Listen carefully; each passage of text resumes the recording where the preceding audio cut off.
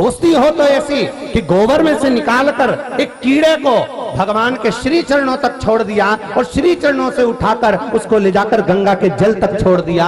आपसे भी निवेदन है संगत करना। अगर कई माताएं हमसे कह रही थी कि हमारे तो उस रिश्तेदार ने बताया था कि गुरुजी की कथा आती है, तुम सुना करो। कोई ने तुम्हें फोन कर बोला होगा कि तुम कथा सुनो, तुमने किसी को फोन कर बोला होगा कि कथा सुनो। ये संगत का जो प्रभाव पड़ा, जो आनंद पड़ा, जो अलमस्तता पड़ी, उससे भगवान की कथा कई लोगों के मन में भाव होगा, भगवान से विनती करी होगी, तब जाकर यह दोसा में हो गई, ये तुम्हारे मन की कामना पूर्ण हो गई। ये कहीं किसी मित्रता करो, मना नहीं है, दोस्त बनाओ, मना नहीं है, बनाओ, खूब मित्र रखो। भगवान कृष्ण के भी मित्र थे सुदामा जी। बोलो सही है कि गलत है? गरीब थे कि अमीर है? जम के बोलो, कौन से महाराज ने बताया कि सुदामा गरीब थे? ब्राह्मण का बालक बच्चा हो चाहे बुढ़ा हो, दुनिया में कभी गरीब नहीं हो सकता। ब्राह्मण का बालक चाहे बच्चा हो चाहे बुढ़ा हो, कभी गरीब नहीं हो सकता। भले भोजन के लिए कुछ ना हो, पर उसके हृदय में भगवान का निवास जरूर होता है, तो तिजोरी लेकर साथ में चलता है। हे ब्राह्मण का बालक गरीब नहीं हो सकता। सुदामा गरीब नहीं थे महाराज। अगर सुदामा गरीब होते तो खाली हाथ द्वारका जाते, पर सुदामा ने सुशीला से कहा, अरे सुशीला, मैं द्वारका जा रहा हूं, मेरे पास में कुछ है नहीं, मैं क्या लेकर जाऊं? सुशीला पड़ोसन के यहाँ गई, तंदूर लेकर आई, अपने पति को दिया, ये लेकर जा। अब बताओ, अगर गरीब होता तो भगवान द्वारकाधीश को तो मालूम था कि इसके बाद कुछ भी नहीं है। खाली आदमी आता तो द्वारकाधीश तो अजमा लेते कि हाँ ठीक है, आ गया।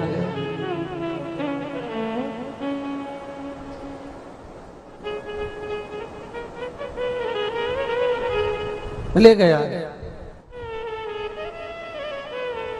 सुदामा जैसा दुनिया में कोई सेठ नहीं होगा रे भाई। आपको कोई 10 लाख रुपए दे दे फोकट में, ले जाओ, ये 10 लाख रुपए तुम रखना तुम्हारे पास,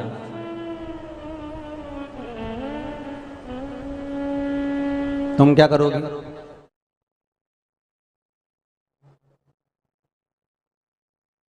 सुदामा को क्या मिला था? मुष्टिक भर तंदूल जब द्वारका नाथ ने पाए, 3 लोक का राज्य सुदामा को दे दिया। दिया कि नहीं दिया? अब 3 लोक का राज्य जब सुदामा के पास में मिल गया, तो आप लोगों में से कितने लोग हैं जो द्वारका जी गए हो? कभी हाथ उठाओ जरा। गए हो सब लोग द्वारका? चलो रखो। अब आप में से कितने लोग हैं जो पोरबंदर गए हो सुदामा जी के मंदिर? वो भी हाथ उठाओ। गए ना? ठीक है। तो सुदामा जी का मंदिर बड़ा है कि द्वारकाधीश का मंदिर बड़ा है? द्वारकाधीश का बड़ा है ना, सुदामा का तो वही छोटा है।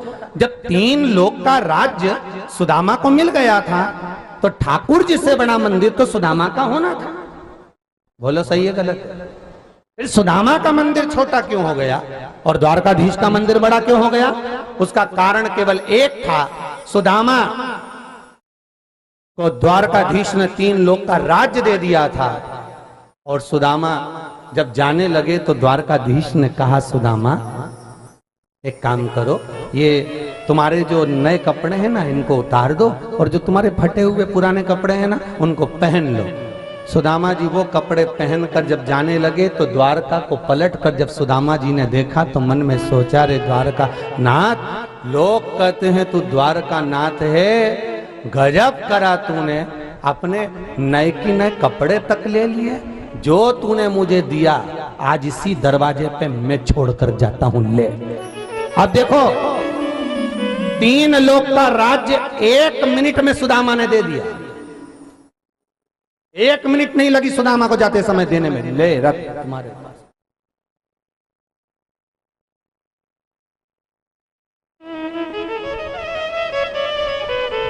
गरीब नहीं है। गरीब किसको कहते हैं मालूम है आप लोगों को? जिसके पास धन बहुत है और दान करने का मन नहीं होता, वो दुनिया का सबसे भिखारी व्यक्ति होता है। वो दुनिया का सबसे बड़ा भिखारी होता है जिसके पास भगवान ने दिया तो खूब है, पर मन नहीं है देने का। वो दुनिया का सबसे बड़ा भिखारी है। और दुनिया का सबसे बड़ा सेठ कौन है?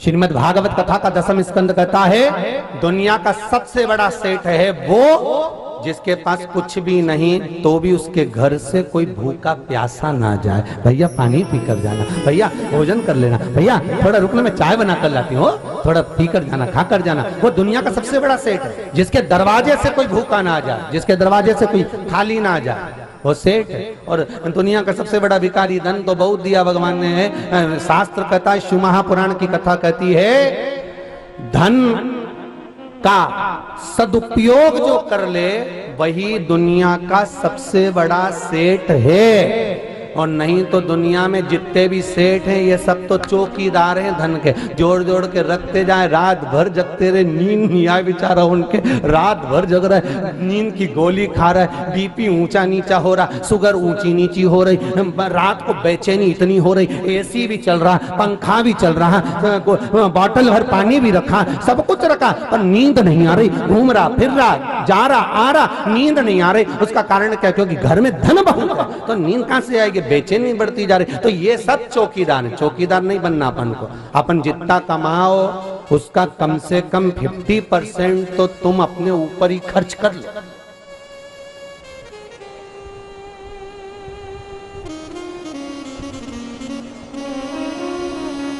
अच्छी जोरदार जोरदार साड़ियां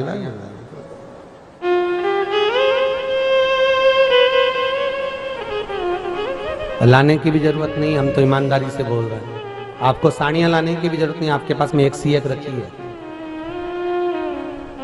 सत्य बोलो री जी है कि नहीं? एक से बढ़कर एक रखी है। शादी में जाने वाली अलग रखी कि रखी? अरे बोलो तो जी, बोलते जा रहे हैं।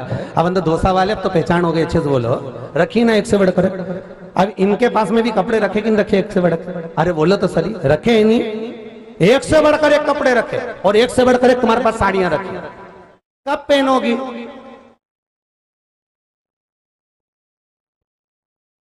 मान लो रात तक निपट गई तो ये तो सहज था। मान लो वो कत्थई वाली साड़ी का क्या होगा, वो गुलाबी और पीली का क्या होगा? मान लो निपट गए।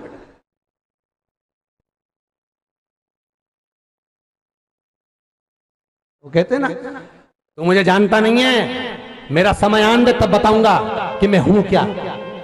अकड़ में बोल रहा है, मेरा समय आन दे तब मैं बताऊंगा मैं हूं क्या। तू मुझे जानता नहीं है, मेरा समय आन दे तब मैं बताऊंगा। और एक दिन छाती में थोड़ा सा दर्द हुआ, हॉस्पिटल लेकर गए जयपुर के, डॉक्टर साहब ने कह दिया समय आ गया। समय तब समझ में आया कि समय आना इसको कहते हैं। जी कोई ठिकाना नहीं, शरीर का ही पानी का बुलबुला है।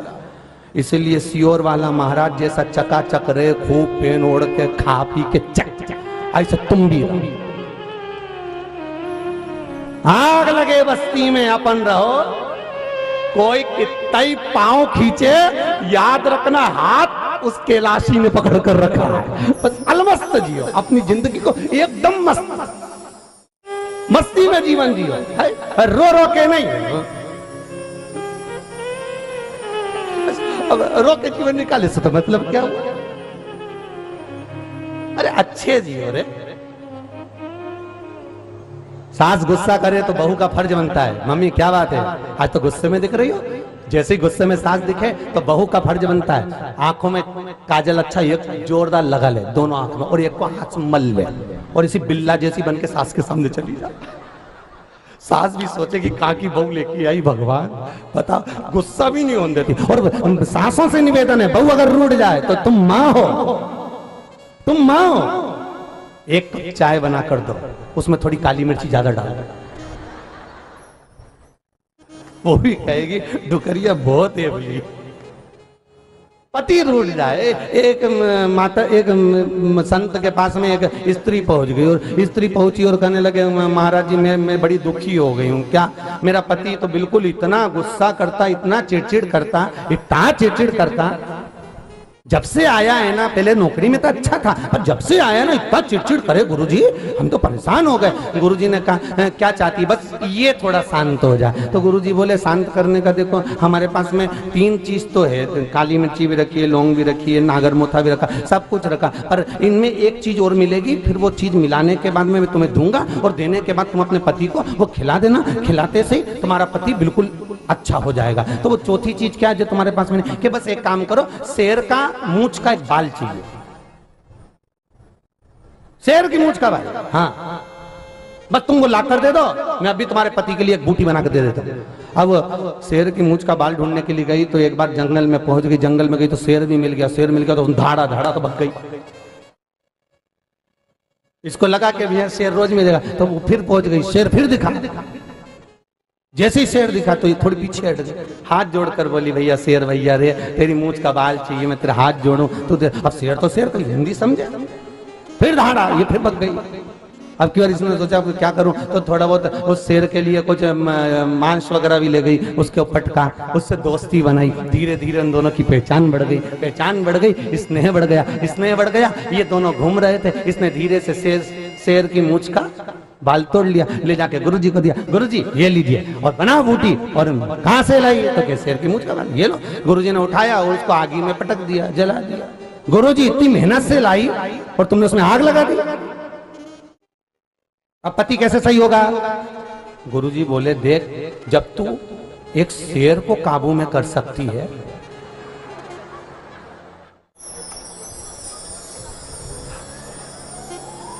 विचार करो, जब तू एक शेर को काबू में कर सकती है तो या तो तारा पति है।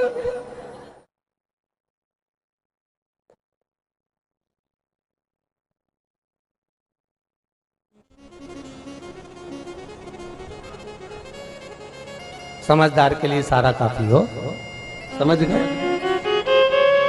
कोई गुरु कोई चेला किसी के स्वभाव को नहीं बदल सकता।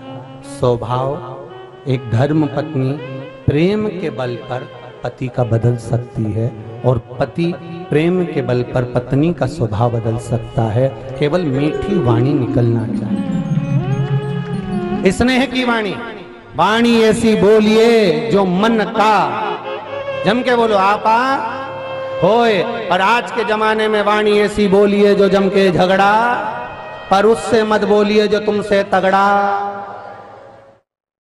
प्रेम की वाणी बोलो, मिठास से परिपूर्ण वाणी होना चाहिए, बहुत मीठी।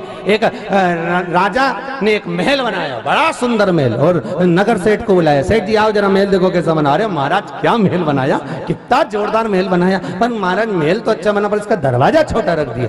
राजा ने पूछा दरवाजे से होना जाना क्या। इतने में तुरंत उसी समय पर सेठ जी बोले महाराज देखो तुमने दरवाजा छोटा रख दिया, जब तुम मरोगे तो तुम्हारी अर्थी कैसे निकलेगी। राजा ने कहा बताओ हमारे मकान का मुहूर्त और ये मेरी अर्थी निकाल रही है। राजा ने दूतों को बुलाया, ले जाओ इसको बंद करो, जेल में डालो। उसको जेल में डाला। थोड़ी देर बाद उसकी पत्नी आ गई, महाराज मेरा पति आया था। राजा ने कहा तेरे पति को बोलने के लक्षण नहीं, क्या क्या इतना जोरदार महल बनाया, दरवाजा छोटा रख दिया, जब राजा मरेगा तो तेरी अर्थी कैसे निकलेगी। इतने में पत्नी बोली महाराज मेरे पति को तो बोलने के लक्षण नहीं है, उसको क्या करना, अर्थी कैसे निकलेगी, राजा को काट काट के निकाल देंगे।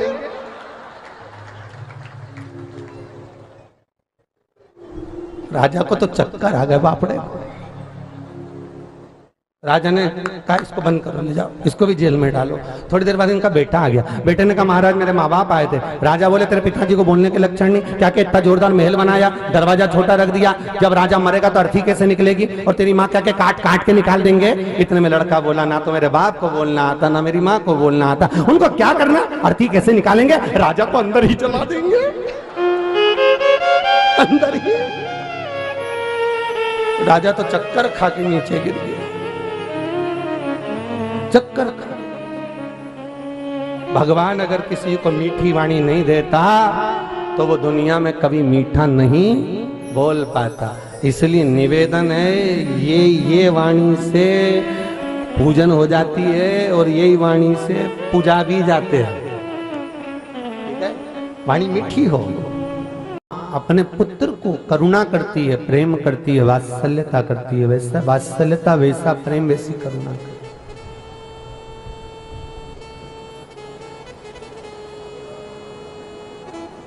शंकर भगवान से माता ने कहा कि आपका पुत्र है, ये आपका पुत्र है। शंकर भगवान कहते हैं पार्वती इसको उठाओ और समुद्र में डाल दीजिए, फेंक दो इसको।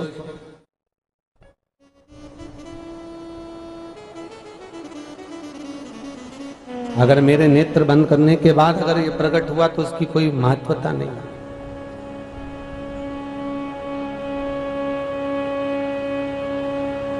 कितनी सुंदर बात कही शंकर भगवान ने। मेरे नेत्र बंद करने के बाद अगर ये प्रकट हुआ तो इसकी कोई महत्वता नहीं है। बहुत सुंदर शब्द है, ध्यान देना शिव महापुराण का। घर के बुजुर्ग जब मर जाएं, नेत्र बंद हो जाएं, उसके बाद अगर तुम ब्राह्मण को लड्डू पेड़ा गुलाब जामुन भी खिला रहे हो तो उसकी कोई महत्वता नहीं।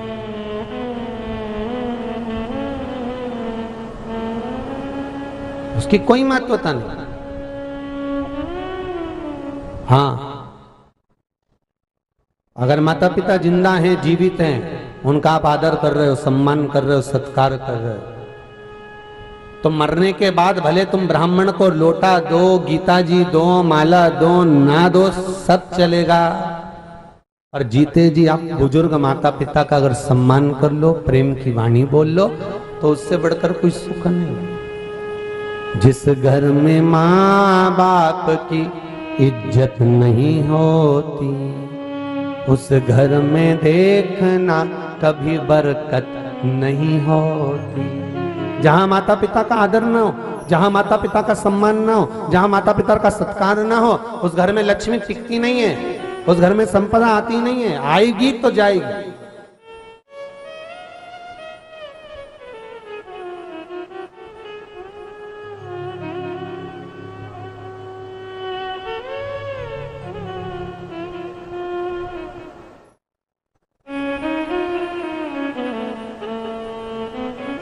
वहां संपदा की कोई महत्वता नहीं है। श्रीमद वल्लभाचार्य जी ने जगन्नाथपुरी में एकादशी को उल्टा लटकाया। आप लोग गए जगदीश? जगन्नाथपुरी में मंदिर के ठीक राइट भाग में पीछे की ओर कोने में एकादशी उल्टी लटकी है। श्रीमद वल्लभाचार्य जी ने उस एकादशी को उल्टा लटकाया। क्यों? क्योंकि लोग एकादशी का जो दान कर रहे थे वो मरने के बाद कर रहे थे।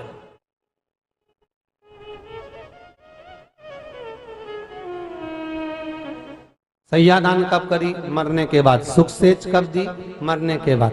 ब्राह्मण को भोजन कब कराया? अरे बोलते जाओ, मरने के बाद। गीता जी का दान दिया, मरने के बाद। जल का दान दिया, मरने के बाद। एकादशी दान दी, मरने के बाद। और मरने के बाद भी कौन से दिन दी? 10वें के दिन दी क्या? नहीं। कौन से दिन दी? 12वें के दिन। अब गरुड़ पुराण कहती है कि 10 दिन तक जीवात्मा घर की अटारी पर रहती है और 10 दिन के बाद जीवात्मा घर की अटारी पे से चढ़ी जाती है। चली गई। कितने दिन? 10 दिन। और 10 दिन तक जीवात्मा घर की अटारी पर है और 10 दिन बाद वो जीवात्मा चली गई। और तुमने जो एकादशी का दान दिया वो कौन से दिन दिया? 12वें के दिन दिया। तो उस जीवात्मा को कहां मिली वो?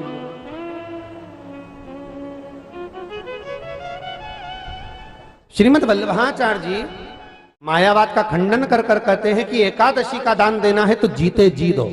किसी को हॉस्पिटल में देखने के लिए जाओ, किसी को शरीर में कष्ट है, किसी बुजुर्ग से मिलने के लिए जा रहे हो, तड़प रहा है, पलंग पर गंदगी कर रहा है, शरीर में पानी पानी हो रहा है और पूरे बस केवल श्वास चल रही है, प्राण निकल नहीं रहे, कष्ट महसूस कर रहा है। ऐसे जीव को जब देखो तो अपनी करी हुई एकादशी में से 2, 4, 5 जितनी बने उसके नाम से उसको दे दो, उसको जल पिला दो संकल्प देकर। इसको कहते हैं एकादशी का दान। क्योंकि मरने के बाद दिया मिला ना मिला, पर जीते जी श्रीमद वल्लभाचार्य जी कहते हैं श्रीमद वल्लभाचार्य जी जल भेद में भी वर्णन करते हैं और श्रीमद वल्लभाचार्य जी ने मायावाद का खंडन कर जगन्नाथपुरी में एकादशी को उल्टी लटकाते हुए कहा कि दान करना है तो जीते जी करो, सैया दान करना है जीते जी करो, सुखसेच करना है जीते जी करो, भोजन कराना है जीते जी कराओ, स्मरण करना है जीते जी करो, कथा भागवत सुनना है जीते जी करो। मरने के बाद की कोई गारंटी नहीं। वो मिला ना मिला किसको पता।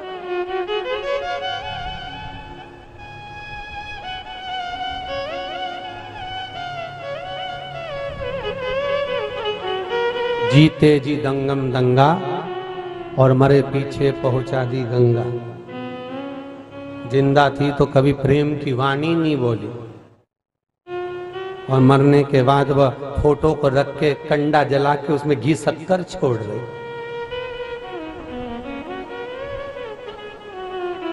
अब ये जीते जी तुम अगर प्रेम की वाणी नहीं बोलो, जीते जी स्नेह नहीं करो, जीते जी अगर मंत्र स्मरण नहीं किया तो मरने के बाद की कौन गारंटी है साहब तुम करोगे और उसको मिलेगा, कौन सा फायदा।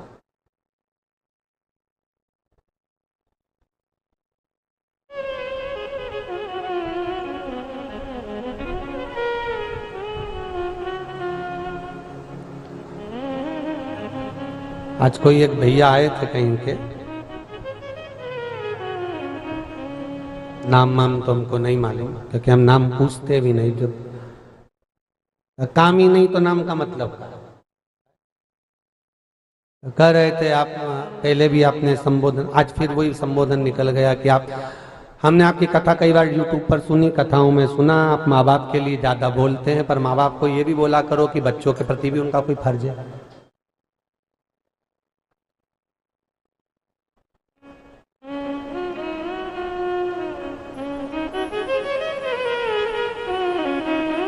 हमारा मन तो कर रहा था कि फोटो खींच लें उसका,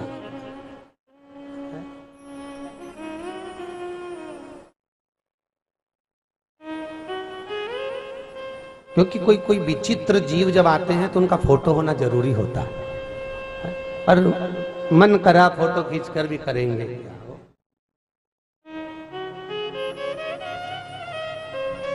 कितना सुंदर लिखा है शिव महापुराण में महाराज, बहुत ध्यान दीजिएगा जरा।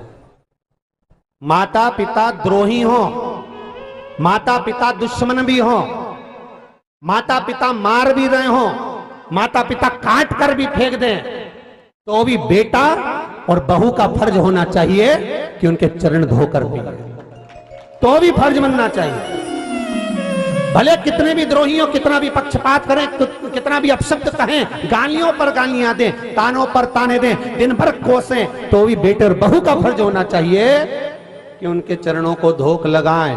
उसका कारण क्या होगा? मार्कंडे पुराण का स्मरण करिए, और मार्कंडे पुराण का स्मरण करोगे तो मार्कंडे बाबा के पिता मार्कंडू जी ने पूछा था अपने पिताजी से कि पिताजी अगर मान लो माता पिता द्रोही बन जाते हो तो उस जगह पर पुत्र का क्या फर्ज बनता है? तो मार्कंडू जी से कहा गया था अगर माता पिता द्रोही भी बन जाएं, अपशब्द भी कहें, ताने भी दें, पूरी प्रॉपर्टी उठाकर किसी को दे भी आए, तो भी बेटा और बहू का फर्ज नहीं छोड़ना चाहिए। प्रणाम करना, नमन करना, मीठी वाणी से बोलना नहीं छोड़ना चाहिए। तो मार्कंडू जी ने अपने पिता से पूछा उसका लाभ क्या होगा? तो मार्कंडू जी के पिताजी ने कहा उसका एक लाभ होगा, अगर ये माता पिता उसको कुछ नहीं देंगे तो वो माता पिता आकर देकर जाएंगे, ये उनका फर्ज बनेगा। तुम अपना फर्ज अदा करो।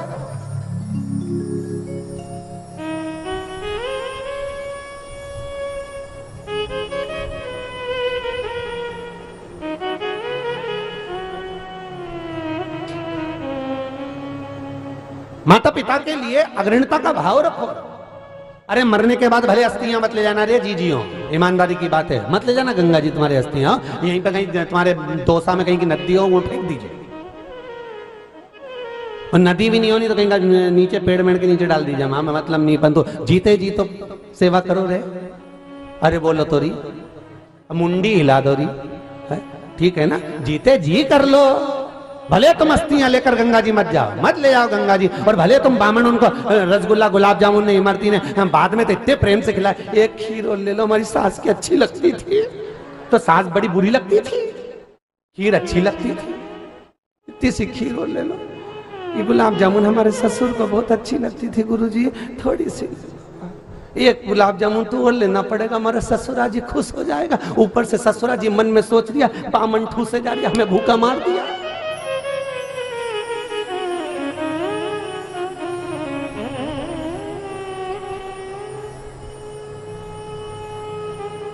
अच्छा, कई लोगों को तो लगता होगा महाराज के कथा माता आती कि नहीं आती रे।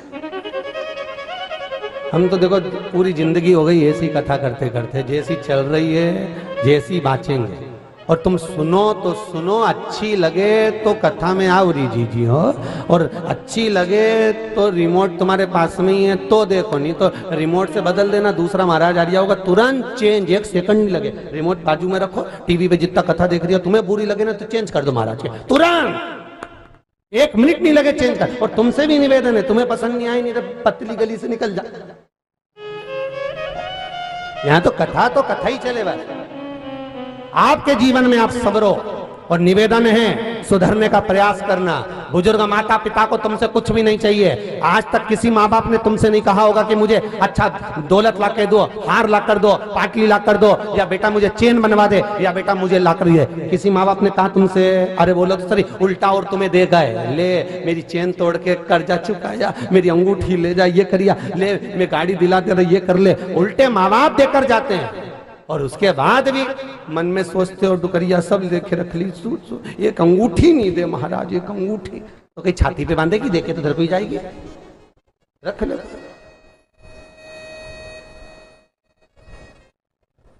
धरो सेवा करो, या तो सुधर जाओ रे, नहीं तो सिधर जाओ रे। दो में से एक काम अच्छा कर लो, या तो सुधरो नहीं तो सिधरो।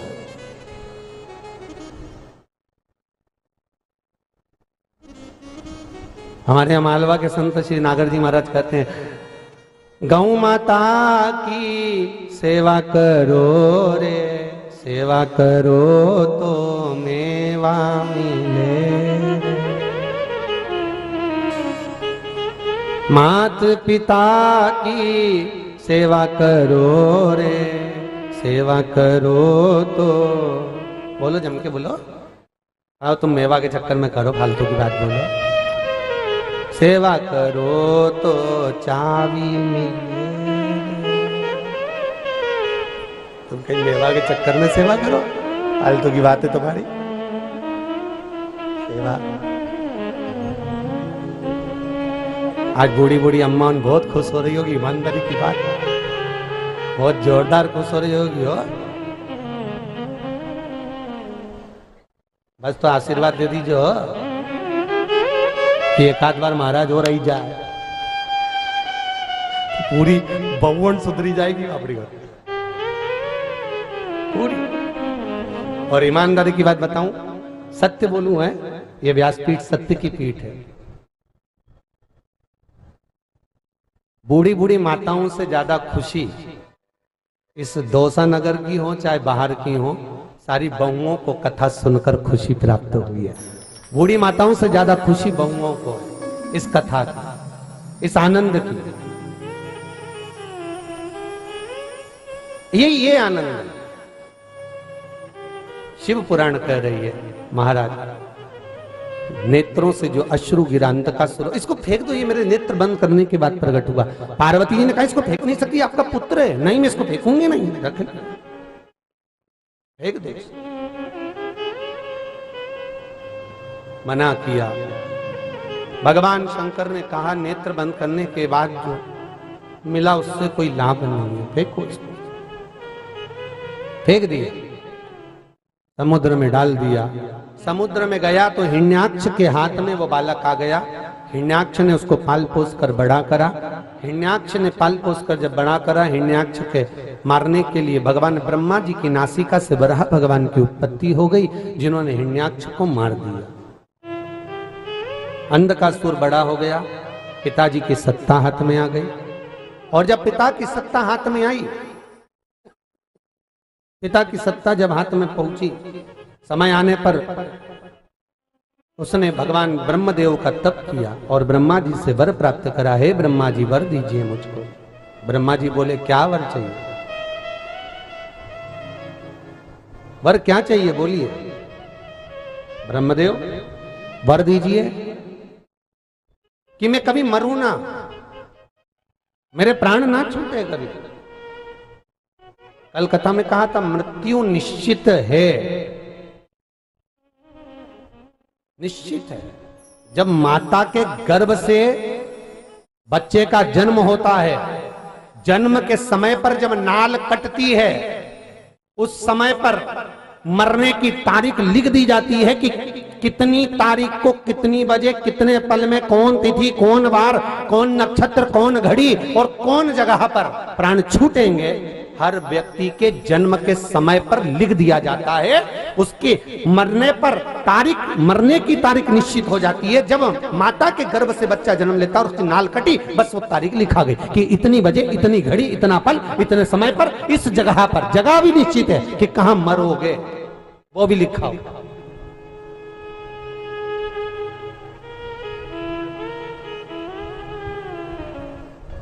कहां मरोगे वो भी निश्चित है। कई लोग कहते हैं भैया हम तो नहीं जाएं हरिद्वार, हम तो नहीं जाएं बद्रीनाथ। क्यों? अरे बाबा वहां पहाड़ गिर रहा है, मरमुरा गए तो। और मालूम पड़े घर से निकल कर पानी लेने गई थी बाहर हेड पंप पे, और चक्कर खा के गिर गई और वहीं निपट गई तो समझो जरा, मृत्यु की तारीख तिथि दिन पल घड़ी समय नक्षत्र सब निश्चित है। चाहे आप हो चाहे हम हो, मरना तो निश्चित है। बस ये है कि अपनी जिंदगी को अच्छे बनाकर जियो, आनंदमय जियो, कुछ ऐसा कर कर जाओ अपने जीवन में कि भगवत स्मरण का नाम लेते लेते पूरी जिंदगी निकल जाए। लोग भी कहें, किसी किसी के मरने के बाद तो लोग बात करते हैं, वो अच्छा हुआ मर गया जी, बेचारा तड़प ही रहा था, पड़ा हुआ था है। और किसी के मरने के बाद लोग कहते हैं अरे नहीं यार बहुत बहुत बढ़िया था, भजन करता, स्मरण करता, नाम जाप करता, पूजन करता, पाठ करता, अर्चना करता, तो लगे कि कोई मरा, प्राण छूटे।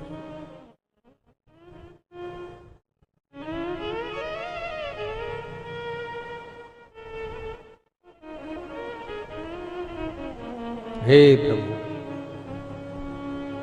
मेरे प्राण ना छूटे। भगवान ब्रह्मा जी बोले ये तो नहीं हो सकता, तुम और कुछ मांग लो, जो मांगना हो हम आपको दे सकते हैं। अगर आप कुछ मांगोगे तो हम दे देंगे, परंतु ये सोचो कि मेरे प्राण ना छूटे, ये नहीं हो सकता। ये तो निश्चित है, मतलब मरना है तो मरना। ठीक है, अगर आप वर देना चाहते हो तो वर दे दीजिए।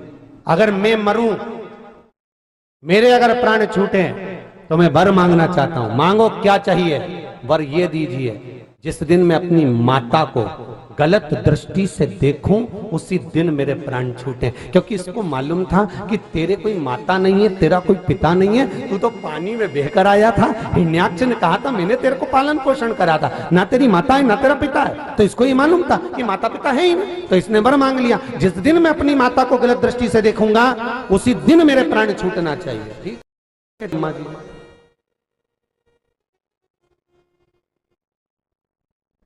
ब्रह्मा जी ने तथास्तु कहा, ठीक है वर दिया। अब हिरण्याक्ष को, इसको हिरण्याक्ष के मरने के बाद इसको लगा कि अब अपने को तो कोई मार ही नहीं सकता, क्योंकि अपनी तो कोई माता है ही नहीं। अब इसने नगर में जितने लोग रह रहे थे सबसे कहा जाओ अब मुझे शादी करना है, कोई अच्छी सुंदर लड़की कन्या देख कर लेकर आओ। इतने में एक बोला, जो सुंदर कन्या थी उसको तो शंकर जी ले गए। क्यों? पार्वती इतनी सुंदर थी, बहुत सुंदर, अति रमणीय। अच्छा, तो उसको तो शिव जी ले गए, शंकर जी ले गए। हाँ, तो इसने कहा अंधका सुनने, अगर शंकर जी ले गए तो शंकर जी तो ना जाने कितनी उम्र के, वो तो बुढ़ है। अब शंकर जी की उम्र कितनी किसको मालूम? तुम में से किसी को मालूम हो तो बता देना हमको कि शंकर जी की उम्र कितनी थी, किसको मालूम?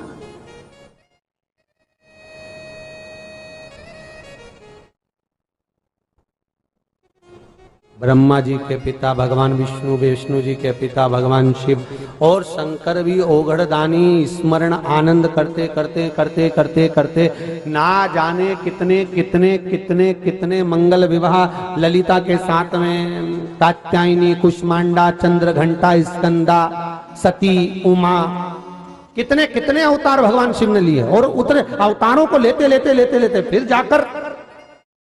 फिर जाकर यहां सत का भाव आया। कहा तो कहा शिव जी तो बूढ़े हैं,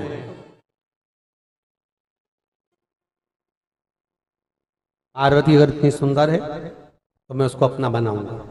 इतना कहकर अंधकासुर चला। एक गण ने रोक दिया, रुको। अंधकासुर से कहा, स्वामी रुकिए, मैं आपसे कुछ कहना चाहता हूं। बोलो, क्या कहना चाहते हैं? मेरा आपसे बस इतना सा निवेदन है कि आप वहां मत जाइए, पार्वती जी को लेने के लिए मत जाइए, क्योंकि वो जगत जननी पार्वती केवल पार्वती नहीं है,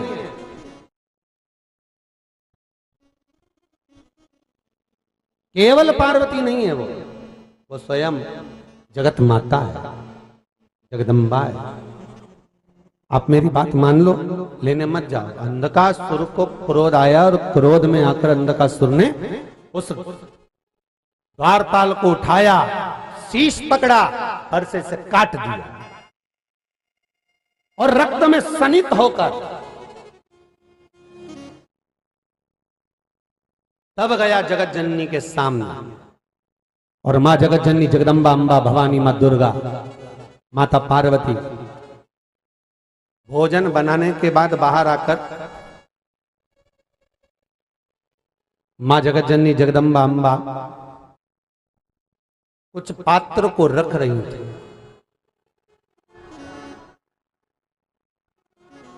देखो, वैकुंठ में भगवान विष्णु है, ब्रह्मलोक में ब्रह्मा है। भगवान विष्णु के लिए भले लगकर थाली आ जाती होगी अपने आप, भगवान ब्रह्मदेव के लिए भी लगकर अपने आप थाली आ जाती होगी, पर मृत्यु लोक के देव है महादेव। महादेव पार्वती जी से विवाह के समय पर कहा था, पार्वती में देवाधिदेव महादेव मृत्यु लोक का स्वामी हूं, इस भूलोक का देवाधिदेव महादेव हूं, इसलिए तुम मेरे लिए भोजन सिद्ध करोगे, तुम मेरे लिए भोजन बनाओगे, तुम मेरे लिए कार्य करोगे, जो आज्ञा करो। जैसे एक सांसारिक मनुष्य जीता है, हमारा जीवन वैसा होना चाहिए। एक सांसारिक मनुष्य की तरह।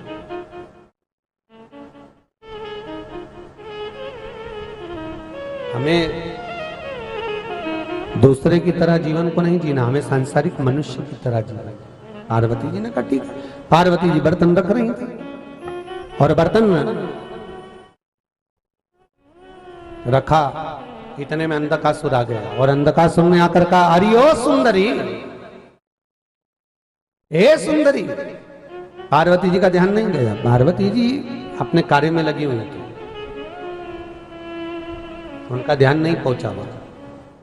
फिर कहा अंधकासुर ने, अरे ओ सुंदरी, मैं तुमसे कह रहा हूं। पार्वती जी ने जो पलट कर देखा तो पार्वती जी के नैनों में जल भर गया। आज मेरा पुत्र इतने दिनों के बाद आया है, मेरा पुत्र।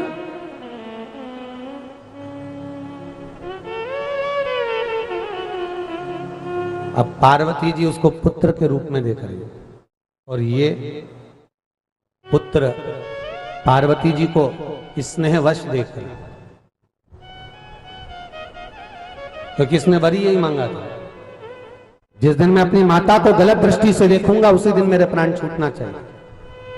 और पार्वती जी के सामने कहा, मैं तुमको अपना बनाना चाहता हूं। मां के नेत्रों से जल बहना लगा, पात्र पर गिरा।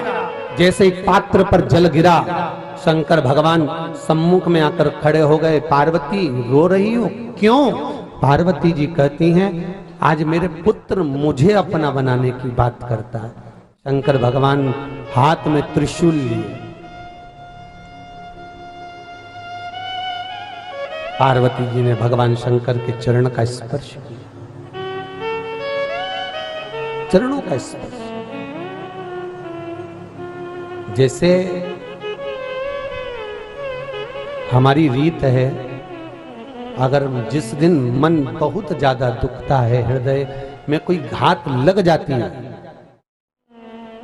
कोई वाणी कोई शब्द हमारे हृदय को छू गया,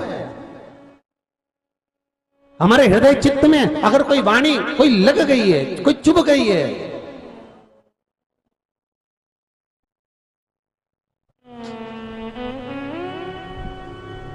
महाराज, तो शंकर भगवान की जलाधारी में जहां अशोक सुंदरी का स्थान होता है चरणारविंद की ओर, उस स्थान का स्पर्श करते हुए व्यक्ति कुछ देर मौन हो, भगवान का स्मरण करे।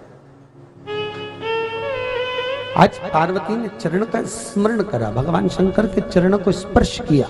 स्पर्श करते ही शंकर भगवान वहां से दूर चले गए। दूर जाकर भगवान शंकर ने आवाज लगाया, रे अंधकासुर, हे अंधकासुर। अंधकासुर गया, आज मैं शंकर को ही मार देते हैं। जब शंकर चले जाएंगे तो ये मेरी हो जाएगी पार्वती।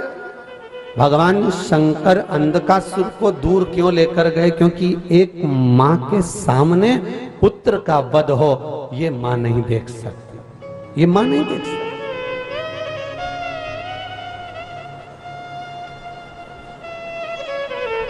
हम पहले भी कहे, आज फिर कहते हैं, अगर मान लो घर में कोई बेटा, कोई बेटी, कोई व्यक्ति बहुत बीमार है और उसका कोई इलाज ही नहीं है, मान लो डॉक्टर ने कह दिया इसका कोई इलाज नहीं,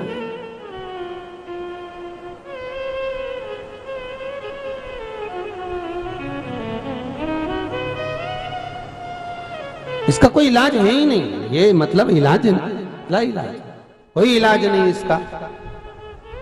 तब एक काम करो, उस जीव को, उस पुत्र पुत्री को, उस व्यक्ति को शंकर को दे दो कि अब ये शंकर जाने, शिव जाने और इनका काम जाने। जब डॉक्टर ने कह दिया कि इसका इलाज नहीं, डॉक्टर ने कह दिया कि अब कोई इलाज है ही नहीं, तब शंकर को दे दो। अब ये शिव जानेगा, अब ये शंकर जानेगा।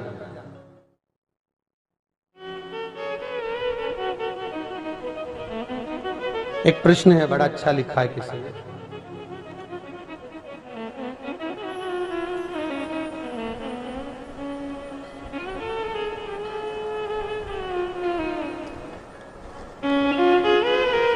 एक प्रश्न इसमें आया हुआ है कि शंकर भगवान पर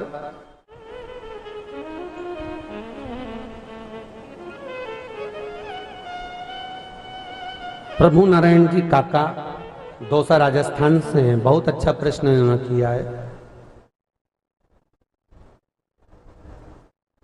प्रश्न है इनका प्रभु नारायण जी का कि गुरुदेव, शिव जी पर चढ़ाया गया दूध जल, अभिषेक किया हुआ दूध जल मनुष्य को ग्रहण करना चाहिए कि नहीं करना चाहिए? बहुत अच्छा प्रश्न है काका। प्रभु नारायण जी काका जी के लिए एक बार जोरदार ताली बजाएं, बहुत अच्छा प्रश्न आपने किया है।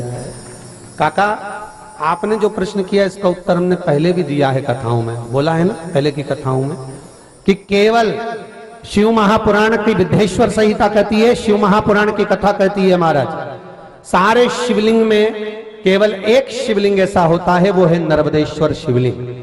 जिस नर्मदेश्वर शिवलिंग पर जल चढ़ाओ, दूध चढ़ाओ, प्रसाद चढ़ाओ, जो चढ़ाओ, संसार का मनुष्य उसको पा सकता है, खा सकता है।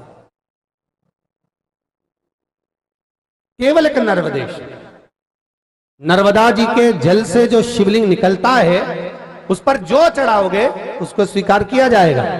पर बाकी के जितने शिवलिंग है जो नर्मदा के जल से नहीं निकले हैं, जो नर्मदेश्वर नहीं है, उन पर अगर कोई वस्तु चढ़ चुकी है तो वो सांसारिक मनुष्य के भोग में नहीं आएगी। सांसारिक मनुष्य उसका भोग नहीं कर सकता।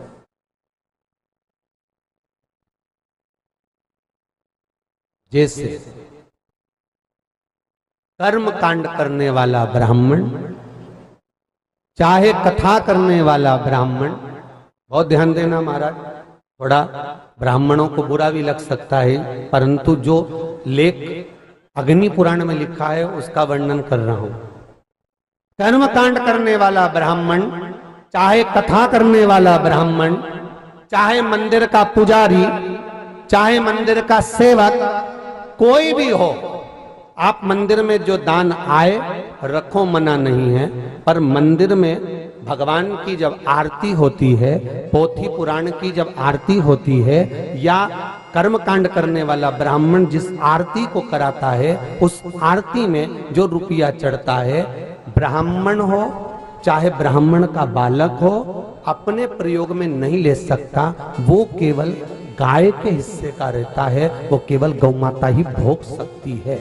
उसका कारण क्या है वो भी समझ लेना।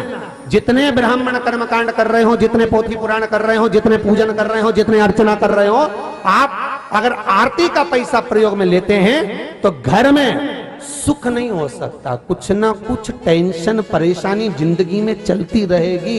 एक प्रयोग करो, आप सब पैसा लो, मना नहीं, पर आरती का पैसा आपके नगर में, आपके गांव में, आपके मोहल्ले में, आपके क्षेत्र में कोई गौशाला हो, वहां पर इकट्ठा करो, ले जाकर पहुंचा दो कि पंडित जी ये पैसा भेजा है, गौ माता के चारे में लगा देना, ये गाय के स्मरण में लगा देना, ये गौ माता के उस भाग में लगा देना, गौ माता के चारे में लगा देना, गौ सेवा में इसको समर्पित कर देना। चाहे कथाकार क्यों ना हो, चाहे कर्मकांडी ब्राह्मण क्यों ना हो, चाहे मंदिर का पुजारी क्यों ना हो, सारा पैसा आप प्रयोग में लो, हमें मना नहीं। परंतु उस आरती के धन में क्यों? तो शिव महापुराण की कथा कहती है कि व्यक्ति के आरती जब वो ग्रहण करता है, दोनों हाथों से जब वो बलैया लेता है, उस समय पर अपनी अला का बला का भाव उसमें प्रदान कर देता है। वो भाव ब्राह्मण जब अपने प्रयोग में लेता है तो ब्राह्मण भी दुखी हो जाता है, ब्राह्मण को भी। और ये कथा हमने पहले भी कही, आप याद करिएगा इस कथा का स्मरण। मुंबई के स्कंद पुराण में, जब मुंबई माहेश्वरी समाज स्कंद पुराण कराई थी लगभग 3 साल पहले, हमने उसमें भी इसका वर्णन किया, कभी यूट्यूब पर निकालिए, उसका स्मरण करिए। सुख भोगना है, आनंद भोगना है, जीवन को धन्य बनाना है, तो उस धन का प्रयोग हम ना करें। कहीं तुम्हारे नगर में, तुम्हारे दौसा में, तुम्हारे क्षेत्र में, तुम्हारी जोधपुर, जयपुर, तुम्हारे चित्तौड़गढ़ आदि आदि जगह में जहां कहीं भी गौ माता विराजमान हो, जहां गौ माता, और गौशाला भी नहीं जा सकते, तो तुम्हारे मोहल्ले में दरवाजे पर, रोड पर जो गाय आए, उस गाय को हरा चारा डाल दो, उसके लिए पानी की टंकी रख दो, उसके लिए प्याऊ की व्यवस्था कर दो। गर्मी का समय है, उसके लिए टंकी बना कर रख दो कि गौ माता यहाँ पर पानी पी ले, गौ माता यहाँ पर स्मरण कर ले, गौ माता यहाँ पर आनंद पाले, सुख का भाव।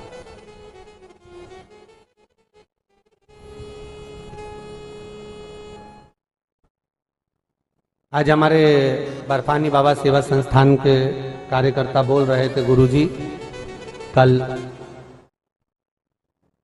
है ना भोजन भंडारा प्रसाद रखा, तो कल भोजन भंडारा रखने का मन है, हम रख रहे हैं। हमने कहा बहुत अच्छी बात है।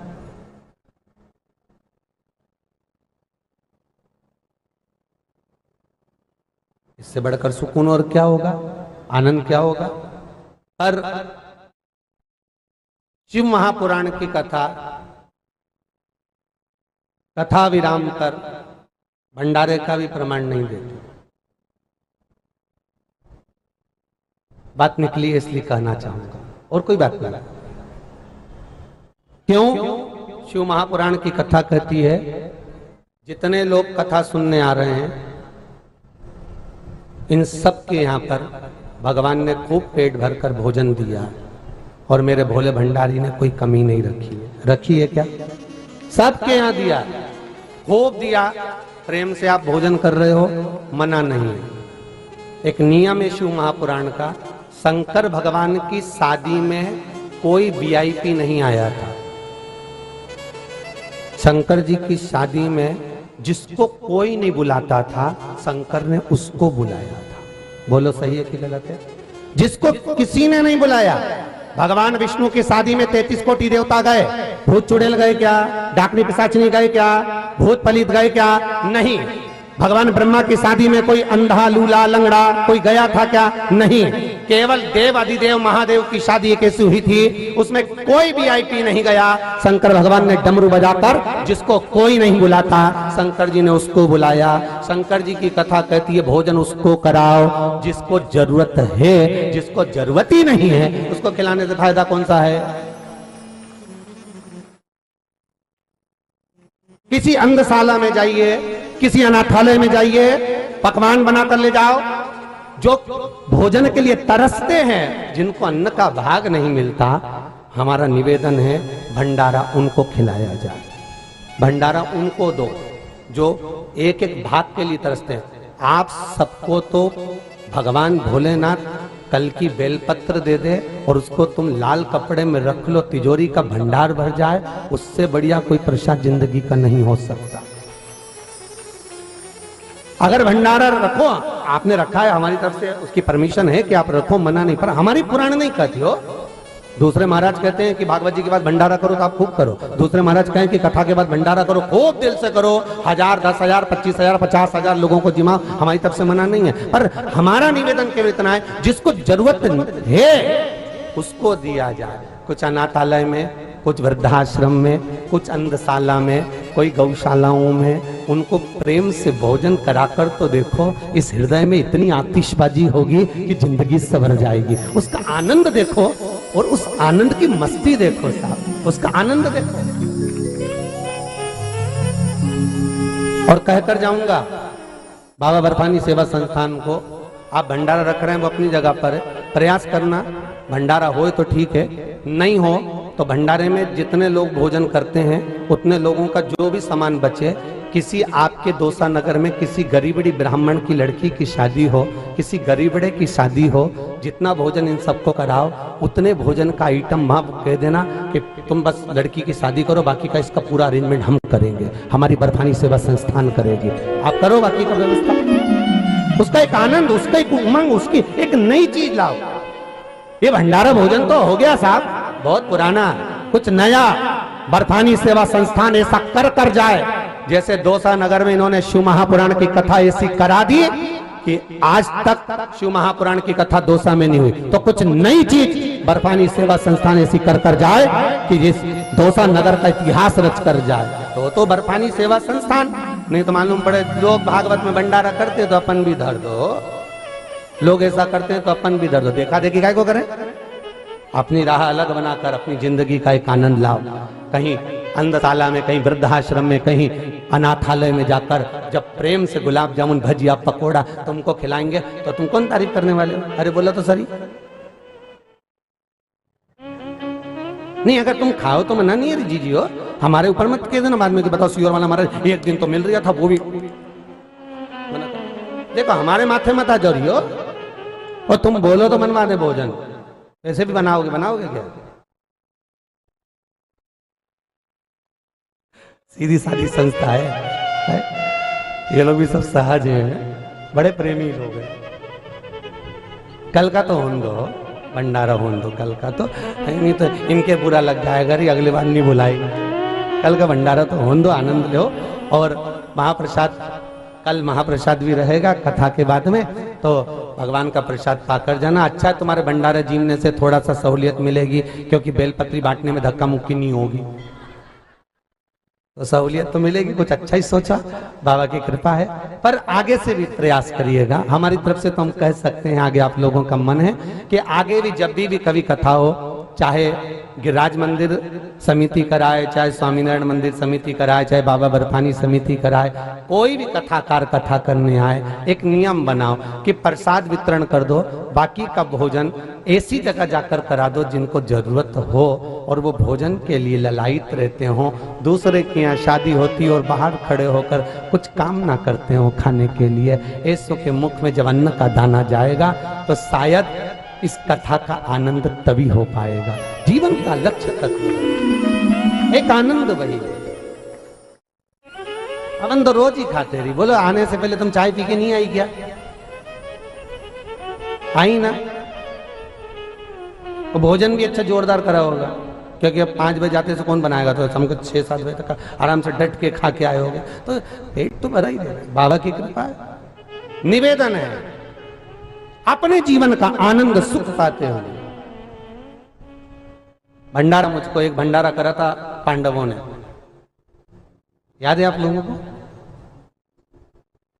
यज्ञ पूर्ण होने के बाद पांडवों ने भंडारा रखा और भंडारा रखने पर सूचना करी नगर में, भंडारा भंडारा भंडारा, भोजन भोजन भोजन, सब दूर सूचना हो गई, सब भोजन करने आओ।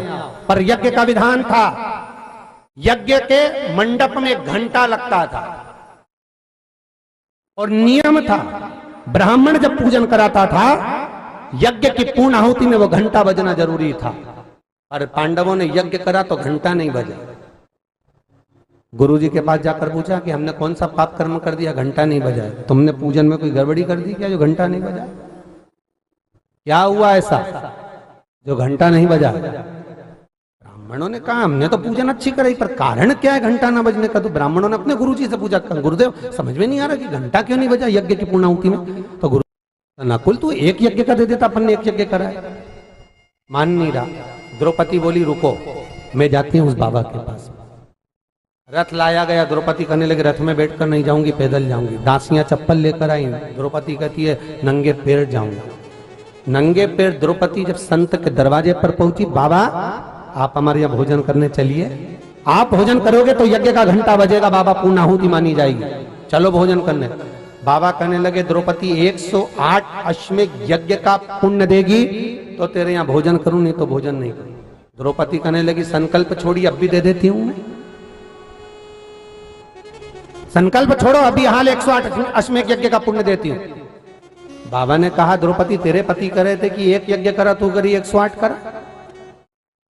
अर्जुन कहने लगे द्रौपदी झूठ मत बोलो संत के सामने, अपने जिंदगी का एक ही यज्ञ करा और तू 108 अश्वमेध यज्ञ का पुण्य कैसे दे सकती है?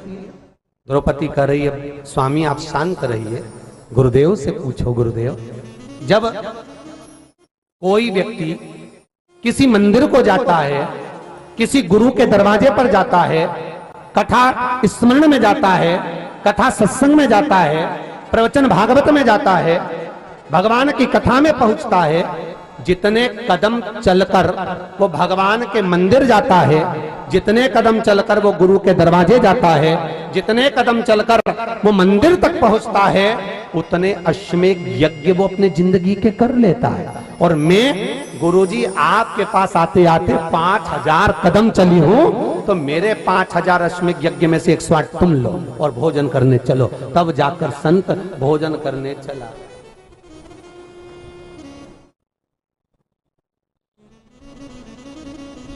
कितनी सुंदर बात लिखी है महाराज, बहुत ध्यान देना।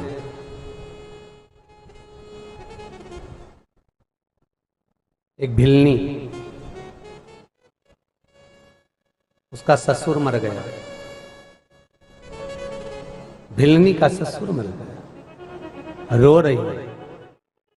किसी ने कहा पिंड का दान देना है, तुम्हारे घर में पिंडा बनाने का कुछ है, लेकर आओ पिंड का दान देने के लिए, पिंडा का सामान लाइए। भिलनी रोती हुई बोली कि मेरे घर में अन्न का दाना नहीं। पास में सास बैठी थी, रो रही थी। शब्द सुनिएगा दोसा वालों, बड़े प्रेम से सुनना इस कथा को। सास पास में बैठी हुई रोती रोती कहती है अपनी बहू से, एक काम करो, अगर पिंड नहीं मिल रहा, मेरे पति को मैं रोज कथा में जाती थी पुराण सुनने के लिए, जितने कदम चलकर जाती थी उतने कदम के मैंने अश्वमेध यज्ञ किए हैं, उस अश्वमेध यज्ञ में से कुछ अश्वमेध यज्ञ का पुण्य तुम्हारे ससुर को दे दो, वो स्वीकार करेंगे। जितने लोग खड़े थे वो कुछ बोले कि नहीं बोले, ऊपर से पुष्प वर्षा होने लगी कि धन्य है तू जो तूने। और आपसे भी निवेदन है, आप अगर रोज कथा में आ रहे हो दरवाजे पर, वो तो गिरिराज मंदिर के ट्रस्टी लोग बड़े चतुर हैं, बड़े विद्वान हैं, इन्होंने यहाँ पर जीने बना रखे हैं। उसका कारण है कि डायरेक्ट अंदर गाड़ी ना आए, बाहर खड़ी करो। बाहर खड़ी करोगे, कम से कम तुम घर से गाड़ी में बैठ कर आए तो दरवाजे पर उतरोगे, दरवाजे पर उतरकर कथा के पंडाल तक कम से कम 25 कदम तो चलोगे। 25 कदम भी चल लिए तो एक दिन में 25 अश्वमेध यज्ञ का फल तो तुम्हें मिल जाएगा, और वो अश्वमेध यज्ञ का फल कभी तो काम आएगा। इसलिए इन ट्रस्टियों ने भी चतुरता करी कि वहां पर दरवाजा बना दिया कि वहीं से पैदल आओ। चलकर कम से कम 25 कदम भी चलोगे तो तुम्हें अश्वमेध यज्ञ का पुण्य तो मिले, तुम्हें अश्वमेध यज्ञ का फल तो प्राप्त हो। किसी कथा में, सत्संग में, मंदिर में, भजन में, कीर्तन में जब जाते हो उस पुण्य को आनंद से प्राप्त कर लेते हो। और ये पुण्य समाप्त नहीं होता, तुम्हारे पास में, तुम कभी भी काम में ले सकते हो। कभी भी किसी भी जगह पर इस पुण्य को काम में लिया जा सकता है। आपका मन होना चाहिए कब काम में लेना। भगवान लेगा एक और अंधकासुर को, क्योंकि माता के सामने नहीं मार सकते, माता का स्नेह और माता के सम्मुख में अगर बेटे के प्राण जाए तो श्रेष्ठता कहां है। लेगा एक और एक और ले जाकर भगवान शंकर ने जब अंधकासुर को देखा कि बताओ अपनी माता को गलत दृष्टि से देख रहा, अपनी माता उठाया भगवान ने और शिव जी ने प्राणों को हर लिया। अंधकासुर के प्राण चले गए, मां फूट कर रोने लगी, आज पुत्र मारा गया। भगवान शिव कहते हैं पुत्र नहीं द्रोही था जो अपनी माता को गलत दृष्टि से देख रहा था। द्रोही महाराज, पूत कपूत सुने हैं पर ना माता सुनी।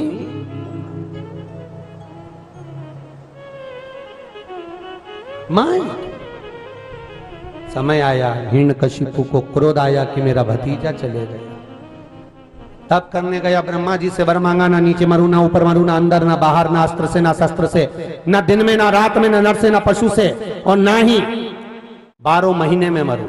भगवान ने तथास्तु कह दिया। समय आया, धर्मपत्नी के गर्भ से जो बालक हुआ उसने आते से भगवान के नाम का हिलात करा, नाम प्रहलाद हो गया।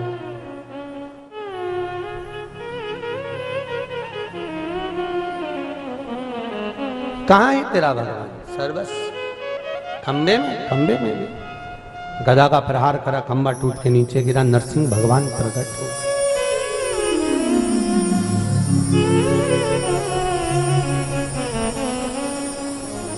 हिरण्यकशिपु के प्राणों को हर लिया।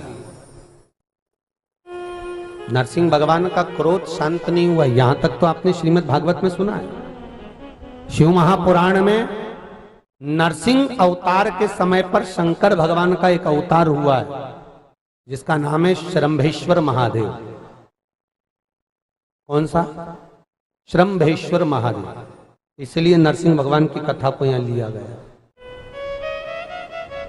नरसिंह भगवान को क्रोध, अपार क्रोध, जहां जाते तोड़ फोड़ कर जाते। बड़े परेशान देवता, सारे देवताओं ने शंकर भगवान से विनती करी, भोलेनाथ कुछ कृपा कर दीजिए, करुणा कर दीजिए। शिव जी ने पूछा हुआ क्या ये तो बताओ। प्रभु वो नरसिंह भगवान बड़े क्रोध कर रहे हैं, तोड़ फोड़ कर रहे हैं, किसी को नहीं गिन रहा है। शंकर जी ने कहा नरसिंह भगवान का क्रोध मैं शांत कर सकता हूं, पर शर्त इतनी सी है कि सारे देवताओं को मेरे साथ जुड़ना पड़ेगा।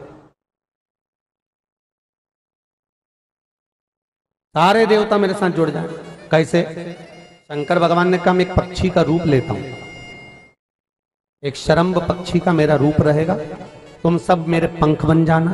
उड़ते उड़ते मैं जाऊंगा, नरसिंह भगवान को पंजे में पकड़ूंगा और ले जाकर अलकनंदा नदी में पटक दूंगा।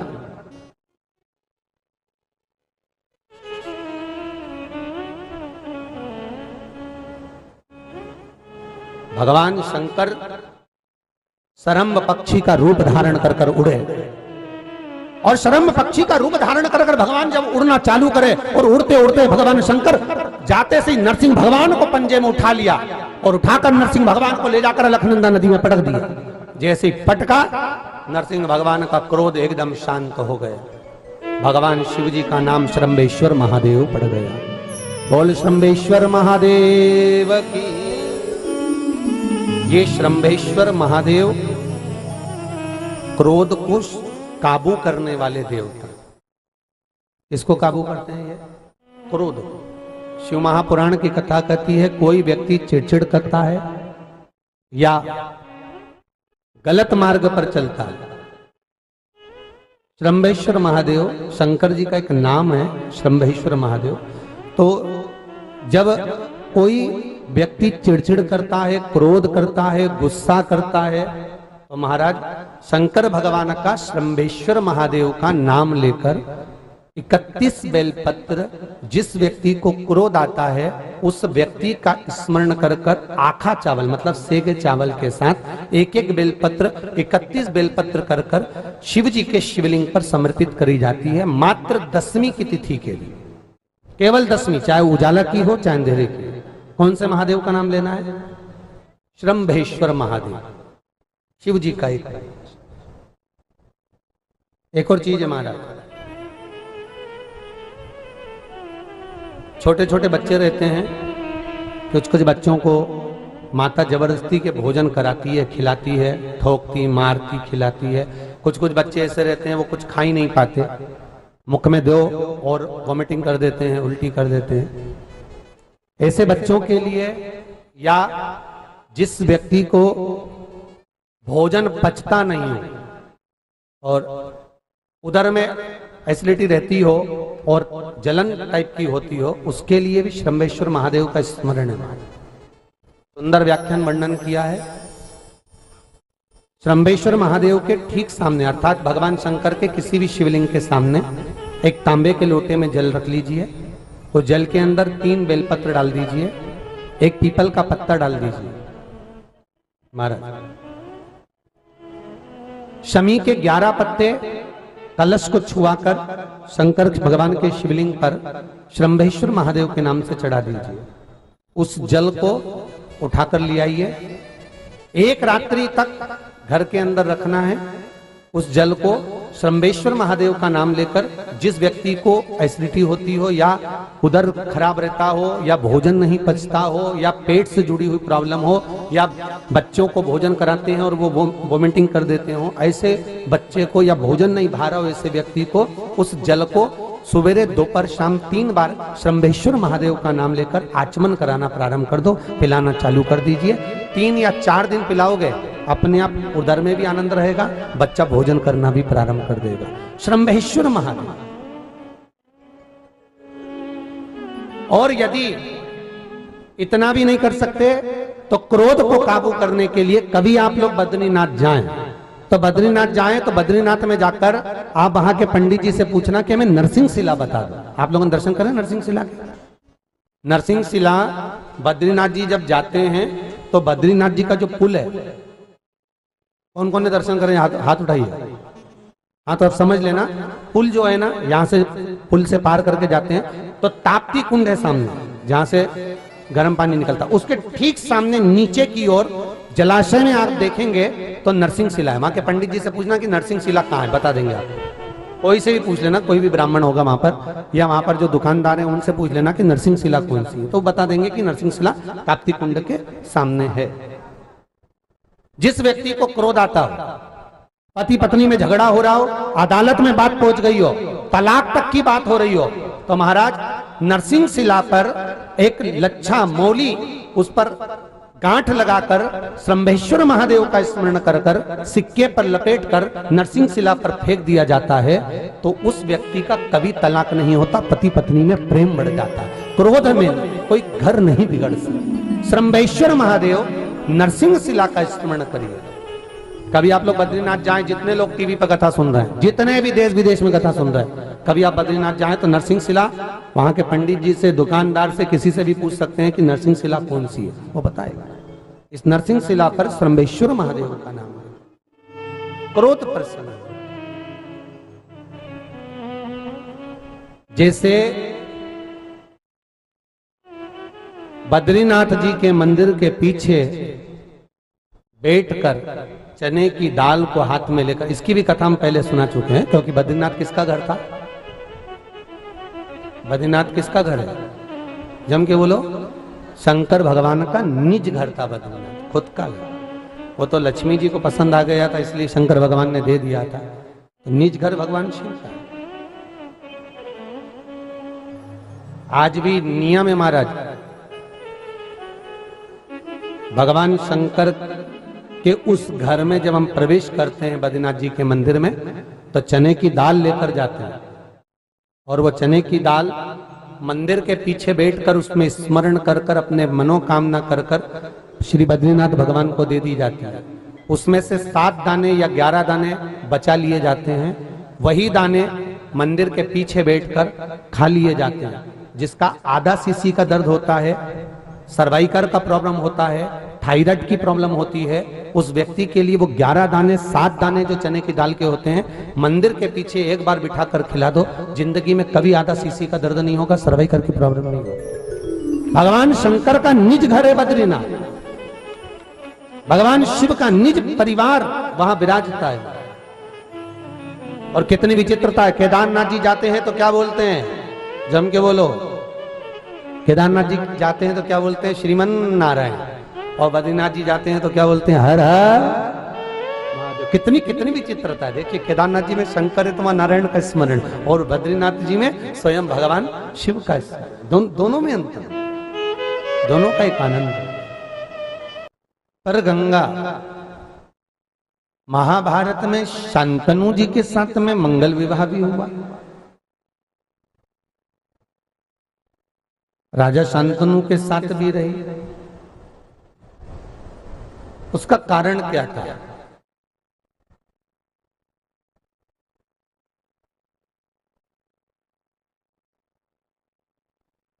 और भीष्म पितामह जैसे पुत्र को जन्म भी दिया।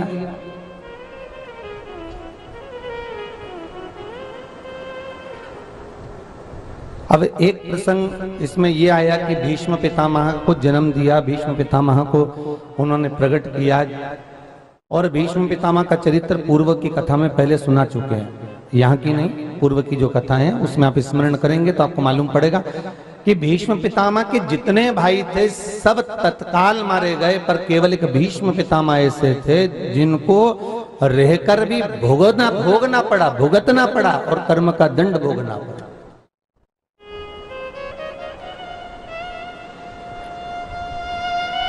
अब ये दोसा की बेटी ने बहुत सुंदर प्रश्न किया कि शांतनु के साथ विवाह होने का कारण क्या था। उसका भी एक व्याख्यान वर्णन है महाराज, विष्णु पुराण को अगर आप उठाएंगे तो उसमें वर्णन मिलेगा।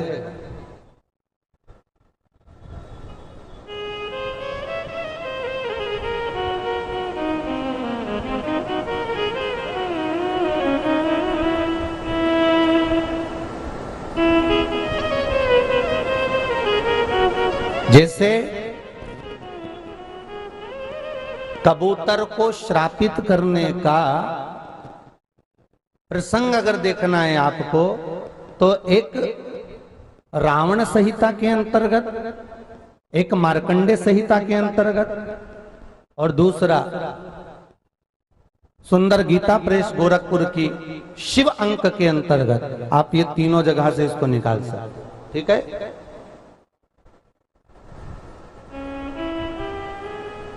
अब शांतनु के साथ मंगल विवाह का अगर चरित्र आपको वर्णन करना है तो देवी भागवत और विष्णु पुराण। देखो पुराणों का नाम इसलिए ले रहे हैं कि आप कभी भरमाएं तो आप उसको उठाकर देख सकते हैं कि कहां से लिया गया प्रसंग हो, किस जगह से अपन इसको उठाया है। शिव महापुराण के अंतर्गत विष्णु पुराण और देवी भागवत।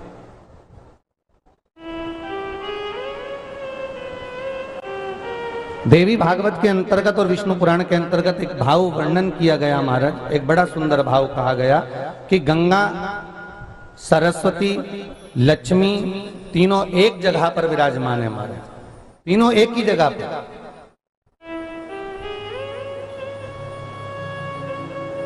और तीनों आनंद में निवास कर रही है। पर एक अभिमत्ता का शब्द माता लक्ष्मी के भीतर भी आ गया था, एक अभिमत्ता का शब्द माता सरस्वती के भीतर भी आ गया था, एक अभिमत्ता का शब्द माता गंगा के भीतर भी आ गया था। और इन तीनों में जो अभिमत्ता का शब्द आया, जो अभिमान का संबोधन आया, उसमें सबसे प्रबल अगर संबोधन था तो महाराज माता गंगा का था। माता सरस्वती ने जो अभिमान का शब्द संबोधन किया तो उनको तो श्राप मिला कि मृत्यु लोक में तू सरस्वती नदी बनेगी, कुछ दूर चलने के बाद तू आलोक हो जाएगी। तो वो हुआ। माता लक्ष्मी को भी श्राप लगा कि समय की अवस्था जानकर तुम्हारे शब्दों का संबोधन जो तुमने अभिमत्ता में कहा है, इसलिए तुमको गाय के गोबर में बैठना पड़ेगा, और तुम्हें बिठाने वाला कोई दूसरा नहीं भृगु बाबा होंगे। भृगु ऋषि ने बिठाया लक्ष्मी जी को गाय के गोबर, कोई दूसरा नहीं बिठाएगा। तो अभी मत जा। और गंगा तू कहती है कि मेरे जल के बिना भगवान रह नहीं सकते, मेरे बिना मेरा ठाकुर एक क्षण नहीं रह सकता, मेरे बिना भगवान। होता है किसी किसी को रोज रोज अगर इनका मंदिर जाए ना, रोज रोज भगवान के भजन पूजन में डूबा रहे ना, तो उसको धीरे धीरे धीरे धीरे ऐसा अहंकार आ जाता है। जैसे ब्रजमंडल की एक बहुत सुंदर कथा है ब्रज की, कि एक स्त्री थी, वो पतिव्रता धर्म का पालन करती थी, पति को परमेश्वर मानती, पति के चरणों को नमन करती, पति के चरणारविंद का स्मरण करती। लोग उसको पतिव्रता पतिव्रता पतिव्रता कहते हैं, लोग उसको सती सती कहते हैं। इतनी इतनी प्रबल हो गई वो कि वो उसका हर जगह वर्चस्व हो गया। जहां से निकलती लोग उसके पांव छूते, उसको प्रणाम करते, उसके हाथ में मेहंदी लगाते, उसके पांव में मेहंदी लगाते, उसको सुंदर बेड़ियां लगाते, उसको गजरा मानते, उसको कहते पतिव्रता धर्म का पालन करने वाली, पति को परमेश्वर मानने वाली, पति के चरणों का रसतत्व ग्रहण करने वाली। और जहां से राधा जी निकल कर जाती थी, राधा जहां से निकल कर जाती थी, ये राधा को देख लेती और जिन सखियों के साथ में बैठी रहती, उन्हीं सखियों के सामने राधा जी की बुराई करने लगती। बताओ, ब्रजभानु की छोरी है, कीर्ति की लाडली है, और देखो तो सरी रत्ती भर की बुद्धि नहीं, यहां वहां डोलती रहती है, और वो नंद बाबा के छोरे के साथ दिन भर घूमती रहती है। और राधा जी को शब्दों पर शब्द कहना, पर कह किससे रही है? अपनी सहेलियों से, अपनी सखियों से। मतलब ये जताना चाहती है कि मेरी श्रेष्ठता है और ये श्रेष्ठ नहीं है।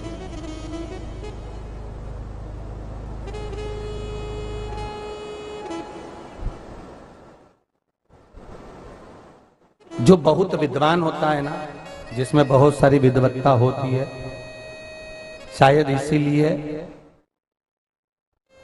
रावण को विद्वान कहा है। रावण को क्या कहा है? जम के बोलिए जरा, विद्वान। और हनुमान जी को विद्वान कहा है क्या? अरे बोलो, जम के बोलो। कहीं किसी जगह पर लिखा हो कि हनुमान जी विद्वान है तो जरूर बताना। रावण के संबोधन में आता है, रावण संहिता में आता है कि रावण विद्वान है। और हनुमान जी की जितने लाइनें पढ़ोगे तो उसमें मिलेगा विद्यावान गुणी अति चातुर। यहाँ विद्वान नहीं लिखा है, विद्यावान गुणी अति चातुर। यहाँ विद्वान शब्द संबोधन नहीं है, यहाँ विद्यावान है। मतलब दोनों में अंतर है। विद्वान होता है व्यक्ति तो उसमें अहंकार आ जाता है। मैंने ऐसा करा, मैंने ये कहा, मैं लंकेश, मैं ये कर सकता हूँ, मैं ये कर सकता हूँ, मैं शंकर के उठाकर कैलाश पर्वत को अपने हाथों पर ले सकता हूँ, मैं सोने की लंका बना सकता हूँ। जो विद्वान होता है अपना बखान स्वतः करता रहता है, और जो विद्यावान होता है उसको बखान की जरूरत नहीं होती, उसका बखान दुनिया करती रहती है, उसको बखान की जरूरत नहीं पड़ती, वो अपनी मस्ती का आनंद पाता।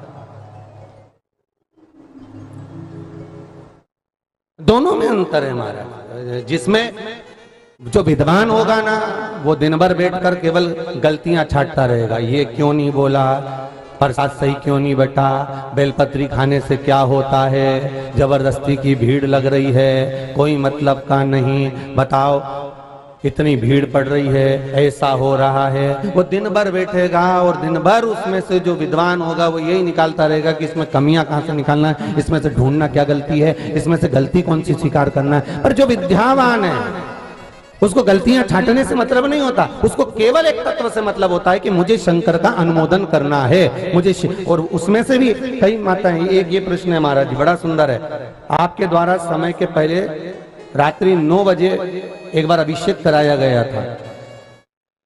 मेरी बेटी हाथ पैर जोड़ जोड़ के रह गई, पर उसका ट्रांसफर हो नहीं पाया जो जॉब कर रही थी उसके अंतर्गत। पर अभिषेक करने के 2 दिन निकले थे और उस बेटी का ट्रांसफर हो गया बिना कुछ दिए और बिना कुछ लिए। ये हैं मदन मोहन जी गुप्ता, सेवानिवृत्त हैं, गंगापुर सिटी से आए हुए हैं। ये गंगापुर सिटी का पत्र। ये अंतर है विद्वान और विद्यावान में। जो प्राप्त करा भगवान की भक्ति के रस तत्व में, जो डूब गया, उसको बाबा बस यही देखता है कि उसमें सुख का अनुभव क्या है, और वही हुआ, और हुआ वही प्राप्त। आज माता राधा रानी को वो सती बनकर, सावित्री बनकर, वो पतिव्रता धर्म का पालन करने वाली, अपने आप को पतिव्रता मानने वाली, बहुत विद्वान मानने वाली, वो राधा जी से कहती है ये बताओ, वो नंद बाबा के छोरे के साथ डोलती रहती है। आज ये शब्द राधा जी के कानों में पड़ गए। राधा रो रही थी, नैनों से नीर बह रहा था। सांवरिया ने आकर पूछ लिया, क्यों राधा, क्या बात है, तुम क्यों रो रही हो, तुम्हारे रोने का कारण क्या है, तुम रोती क्यों? राधा कहती, कुछ नहीं ठाकुर, रोने का कोई प्रसंग नहीं। भगवान मन की बात को जान गए। ठाकुर जी ने एक लीला करी और ठाकुर जी कदम के पेड़ पर चढ़ गए और कदम के पेड़ पर चढ़कर भगवान कृष्ण लुढ़क कर नीचे गिर गए। गिरते से भगवान बेहोश हो गए, भगवान की सुध चली गई, भगवान बेहोश हो गए। सबको बुलाया गया, अरे देखो कान्हा को क्या हो गया, कन्हैया को क्या हो गया, जल्दी देखो। सबको बुलाया पर कन्हैया उठा नहीं। वेदों को बुलाया, औषधि दी पर कन्हैया उठा नहीं। तब गांव का कोई बुजुर्ग बोला, अब तो एक काम हो सकता है, मैंने किसी के मुख से सुना है, अगर कन्हैया को जीवित करना है और कन्हैया को बचाना है तो जो नारी पतिव्रता धर्म का पालन करती हो, पति को परमेश्वर मानती हो, पति के चरणों का स्मरण करती हो, बस वो यमुना जी के ये घाट से लेकर यमुना जी के वो घाट तक कच्चा सूत बांधा जाए और उस सूत पर चढ़कर वो पतिव्रता नारी 1000 छिद्र करे हुए घड़े को लेकर जाए और यमुना जी के मध्य से पानी भरकर लाए और कन्हैया पर छीटे तो कन्हैया जीवित हो सकता है। जैसी बोले सबका ध्यान उसी की ओर गया। किसकी ओर? अरे बोलो तो जम के, उसी की ओर जो कहती थी मैं पतिव्रता धर्म का पालन करती हूँ, पति को परमेश्वर मानती हूँ। बस सबका ध्यान गया, सब हाथ पैर जोड़ने गए, यशोदा जी पांव पड़ने गई, अरे जी चल तू मेरे बेटे को बचा सकती है, अब तू नहीं होगी ना तो मेरा बेटा मर जाएगा, अरे तू कुछ कृपा कर दे। नंद बाबा, यशोदा, रोहिणी सब दौड़ दौड़ कर उसको बुलाने के लिए गए। अब तो वो और मिन लगा के तैयार हुई। फिर तो अब तो उसकी ओर आनंद हो गया। फिर उसको लेकर आया। ये 1108 छिद्र का ये कलश है, सहस्त्र धारा का कलश है, आप इसको लेकर जाओ। कच्चा सूत बांधा गया, एक घाट से दूसरे घाट तक। इसको कहा कि आप पतिव्रता धर्म का पालन करती हो, आपके सिवाय पूरे ब्रजमंडल में कोई नहीं जो इतना किसी पति का स्मरण करती हो, आप जाइए। और वो बिंदी मिंदी लगा के और उसके मेहंदी मेहंदी मांड मुंडा के और बढ़िया बेणी और गजरा मजरा लगा लोगों के और उनके जो कच्चा सूत पे पांव धरवाया तो वो यमुना जी में डुबक डुबक करने लगी, डुबक डुबक। बड़ी मुश्किल से गांव के लोगों ने उसको निकाला। सब रोने लगे कि अब कन्हैया बच नहीं सकता। तब एक बूढ़ी मां बोली, एक मौका राधा को दे दो, एक मौका राधा को दे दो। वो जो पतिव्रता धर्म का पालन करने वाली थी, उसके साथ की 2-3 और थी। उन्होंने कहा, ओ हमें मालूम है राधा कैसी है, हमें मालूम है राधा कैसी। फिर भी बूढ़ी मां ने कहा, एक मौका राधा को दिया जाए। कच्चा सूत फिर बांधा गया, शास्त्र धारा कलश फिर दिया गया। राधा कृष्ण की दशा देखकर रोती रोती कच्चे सूत पर चलती चली जा रही है। यमुना की धार में से जल भरकर लेकर तुरंत आई है और कन्हैया को वापस जल डालकर जीवित कर दिया है। वापस जीवित कर दिया। होश नहीं है राधा को। कन्हैया उठे तो राधा को हिलाया, राधा, ए राधा उठ, जाग। कान्हा तुम जाग गए? हाँ, क्या हो गया था तुमको? भगवान बोले, वो तो भगवान जानता है कि क्या हो गया था, पर मैं जीवित हो गया तो चिंता मत कर। पानी कौन लाया? राधा पूछ रही है। तब सारा ब्रजमंडल कह दिया, राधा जल तू लेकर आई है। भले तू दिखावा नहीं करती, भले माथे पर बिंदी नहीं लगाती, भले मांग भरी ना भरी, भले चोटी करी ना करी, पर तेरा मन, तेरा चित्त, तेरी वृत्ति, शास्त्र कहता रोज मंदिर जाने पर भगवान नहीं मिलेगा। ध्यान देना, आप नहीं जाओ, हम ये नहीं कहते, जाइए, पर निवेदन इतना है कि भगवान को रिझाने के लिए बहुत सारा दिखावा करने की जरूरत नहीं होती। भगवान को रिझाने के लिए तो केवल दिल भगवान को दे दीजिए, भगवान तुम्हारे सम्मुख में आकर खड़ा हो जाएगा। बहुत दिखावे की जरूरत नहीं भगवान को भी जाने।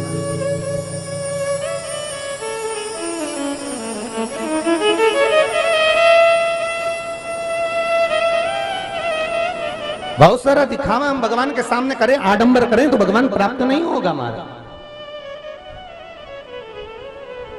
गंगा के मुख से एक शब्द बड़ा निकल गया कि भगवान मेरे जल के बिना नहीं रह सकते, और जब तक मैं सेवा में नहीं खड़ी होंगी तो भगवान राजी नहीं होंगे।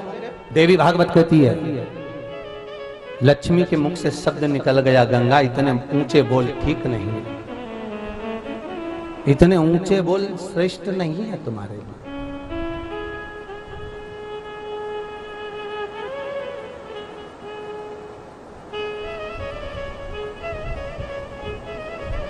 ये श्रेष्ठ नहीं है तुम्हारे लिए। गंगा के मुख से शब्द निकला, लक्ष्मी तुम मुझे ज्ञान दे रही हो, मृत्यु लोक में तुम्हें जाना पड़ेगा तो भगवान से वियोगता का भाव रहेगा, तुम जिस रूप में रहो। कृष्ण के साथ रुक्मणी बनोगी तो द्वारका में भी रुक्मणी तो दूर रहेगी, राम के साथ सीता बनोगी तो सीता बनकर भी तुम्हें दूरी रखना पड़ेगा।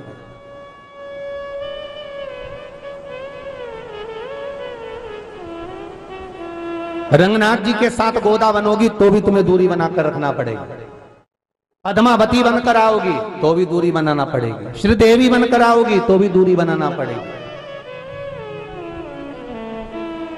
तब लक्ष्मी के मुख से निकल गया, गंगा जितना मैं पतिव्रता स्मरण करती हूं उतना तो तू भी नहीं कर पाती, इसलिए मृत्यु लोक में जाकर तू शंकर का अनुमोदन कर रही है, शिव का स्मरण कर रही है कि नारायण को अपना बनाऊंगी, शिव को अपना बनाऊंगी, और तेरी अभिमतता है, इसलिए मृत्यु लोक में जाकर ना तेरे सम्मुख में शिव रहेंगे ना तेरे सम्मुख में नारायण रहेंगे, तुझे नीचे मृत्यु लोक में जाकर एक साधारण मानव से विवाह करना पड़ेगा। साधारण मानव से कभी कभी विचार करना, ये तो शांतनु के साथ विवाह हुआ गंगा का। प्रश्न बहुत अच्छा है जी आपका। मैं एक बार पूरे जितने श्रोता बैठे इनसे चाहूंगा कि एक बार जोरदार ताली बजाएं इस बेटी